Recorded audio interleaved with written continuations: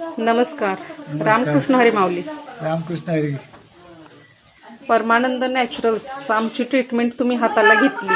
हां हाताचं कसं बरं आहे का आता? बरं वाटतं एकदम. हातचा चांगला आता खाली गावलं तर काय होत नाही आता. होय. हां सटकलेला हात. हात सटकलेला. हात चांगला तर कोपऱ्यात ना